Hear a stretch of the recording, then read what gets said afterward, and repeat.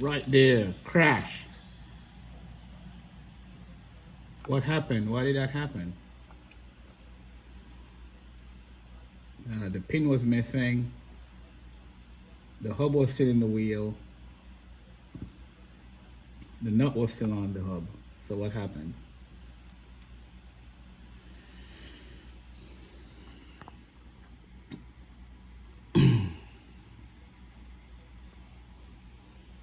Okay. So what happened was the locking nut backed off. Now I'll show you what happened. So this locking nut right here, it's allowed to put tension, force on the hub, which would keep the pin engaged in the axle here. What happened was it seemed like it backed off all the way this way, so the pin came out, even though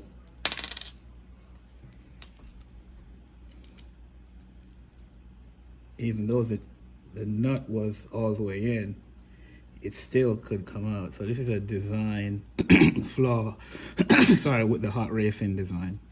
Okay, see, the pin just fell out, even though the nut is all the way down.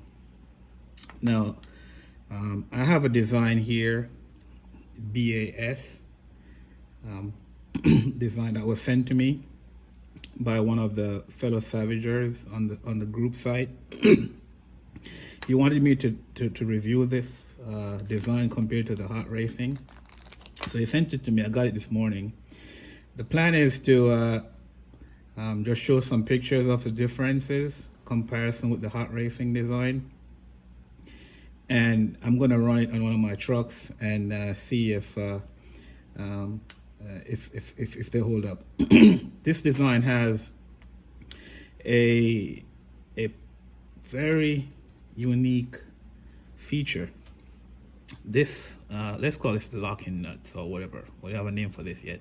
You see, you have a taper on there, and the taper seats with a female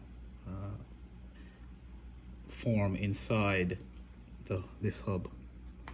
The thought is that when you thread this onto the axle, you may get a little bit of play, and then the taper would kind of crush that and keep that constraint from moving. I did do a comparison between the hot racing. You can see the hot racing has some movement. You can see movement. This design does not have that. But let's go through the assembly. You'll assemble it the same way. You get the axle hub, put the spacer on, then you put your pin in, and then your hex. So this is a 17mm option, but I think 24 could be made, or whatever size. The material is 7075 T6 grade aluminum, which is better than the 6061 of the hot racing. So here we have the same design. So we thread this guy on all the way down, and no play whatsoever. And then we would thread the nut on all the way down. Now the good thing about this, I'll show you right now. Remember earlier I showed you that in the hot racing design, the retention nut come loose, and it could let the pin fall out. Let's say, for example, this guy come all the way out like this, all the way out, right, all the way out. This guy threaded on there. Let's say you're running on it backed out all the way backed out. Look, check this out. Cannot go, cannot come up, it cannot. So this prevents that from happening because of how this is designed. You cannot lose your pin even with the nut all the way, because this nut actually keeps the small one from backing out all the way. That's pretty neat. The hot racing one doesn't have that. You know, you could, as I said, you could back it out all the way like this.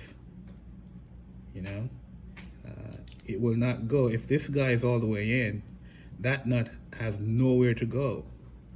And you cannot, look, you cannot, if you undo it, you see that nut is still inside there. And it actually went down. You know, so you cannot lose your pin. So that's very good. So it has those two features about it. It has that swage, kind of swage lock, to keep the axle from too much wobble, having too much wobble. And then this nut here does a good job keeping this guy in place. So this guy has nowhere to go. And that being said, you cannot lose your pin. So this is awesome. Clear difference with the hot racing design that I said before. All this play, right there, the nut is all the way down. All this play, you will lose your pin. That was what happened to my truck, why it failed on that video you saw there. So far so good. The fit is good. I also took some measurements, so I'll share that in the video. The design, some say the design looks like a Traxxas. I've never seen Traxxas design before I got this. So I looked online, and I let me show you what I found out. So the Traxxas one, assuming this is it. I'm not a Traxxas fan, so I don't know. So it looks like this. Now the design only have one similarity. The slotted or spline, the slotted cuts in the surface diameter here. But apart from that, it's totally different. And the pin goes through. This design, the pin doesn't go through. The pin goes just like your stock Savage to the side here. So it's not the same design. It doesn't have the taper feature to keep the axle from wobbling. Over time, you will wear the aluminum, so you don't want to have that wobble. So I think it's a good design. I'm gonna run it later on to see how well it performs. I'm not gonna try to undo the nut in this experiment, maybe another day. But I'm gonna put it on my aluminum truck and give it a blast, hopefully before the day ends or maybe tomorrow morning. So stay tuned for that part of the review. What I want to show here is kind of what I was explaining to you guys here, how it works. So we have this exaggerated view of this retaining nut. So you put the hex on, the pin is secured. There's a taper in cone machine in the hex. So when you thread this guy on there, it kind of swages in and keeps this guy from wobbling, because there's a lot of play with the pin. The pin floats a little bit. It's not an interference fit, so you have some play, which is imparted on the end of the threaded wheel hex. So this guy kind of keeps it in place. So it's doing two jobs. You know, it's keeping this from moving all the way out, and also keeping it from rocking. So basically, it's constraining it in this direction, and this direction, which is very good.